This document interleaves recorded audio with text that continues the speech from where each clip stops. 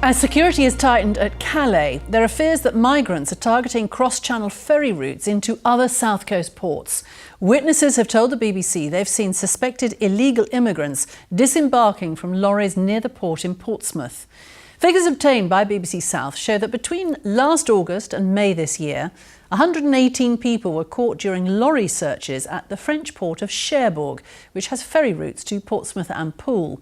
But clearly no one knows how many migrants might be escaping those cross-border controls. The Home Office says it's keeping the situation under constant review.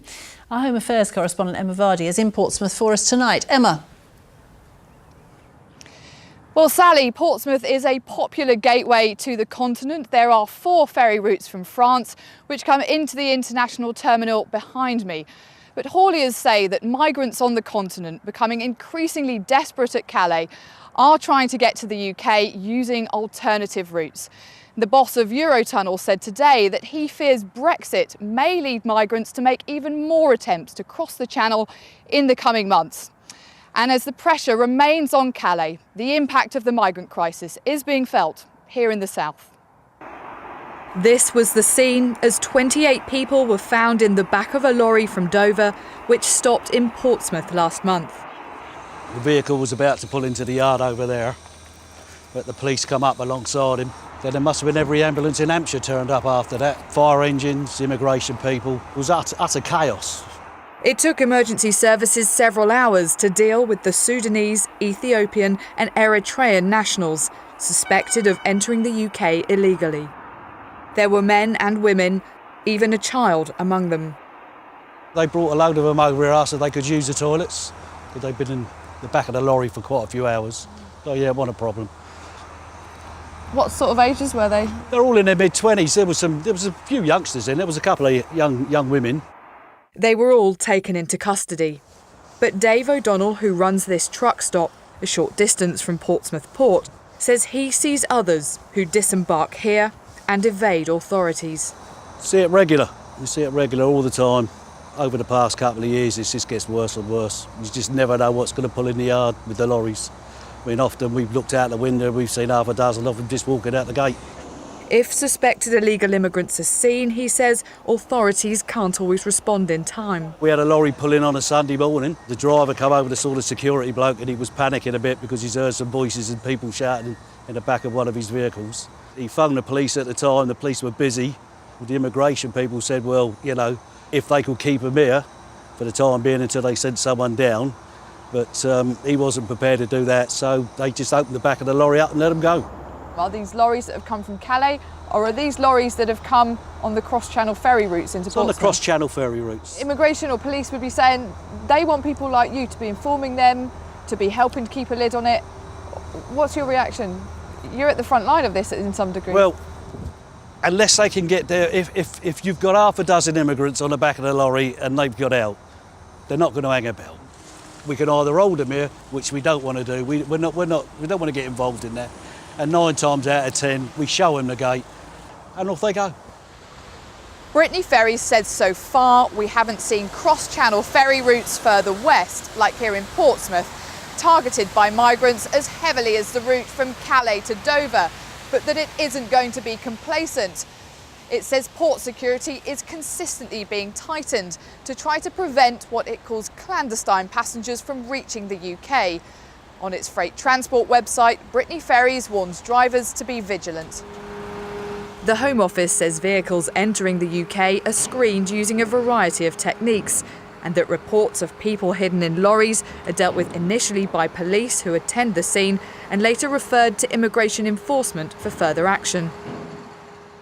For those waiting in the big migrant camps at Calais, the chances of making it to the UK have diminished as security has been tightened here.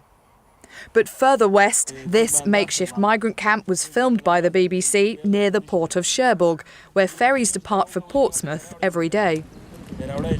These Afghan men said they'd come here hoping to make it onto lorries to cross the Channel.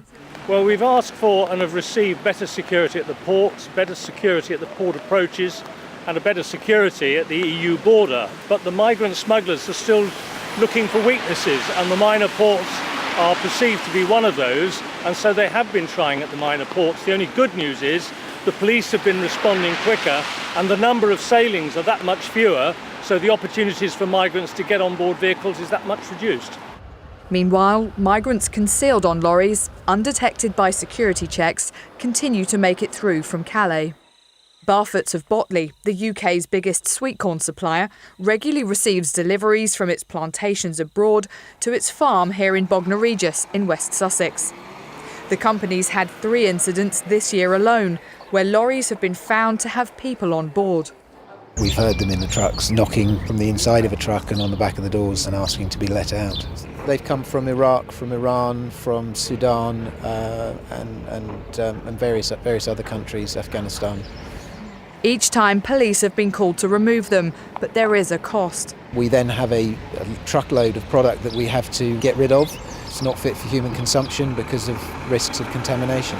We have had on occasions seals replaced with the correct numbers on the doors. So if you go to check the seal, the number looks correct, but actually the original seal's been removed and then replaced by people getting on board. So that shows quite a level of organisation, it would suggest. It would appear so. These people are trying to get in for a variety of reasons, whether economic or political, and they are human beings after all, and are seeking better lives. So the human side of it is a tragedy, really. Some may face deportation, others go into the asylum system. No one knows to what extent the South Coast may become a gateway for more. Let's return to Emma now in Portsmouth. What sort of cover is there from Border Force at our ports in the south, Emma? Well, the Home Office simply won't tell you exactly how many Border Force officials may or may not be working at our local ports. It says that's for tactical reasons.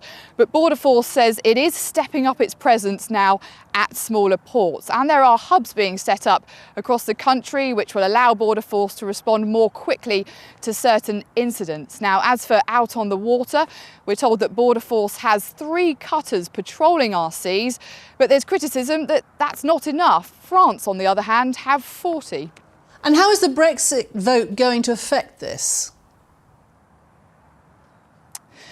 Well, there are fears following that Brexit vote that French politicians have been calling for the border check deal that we have with France to be scrapped.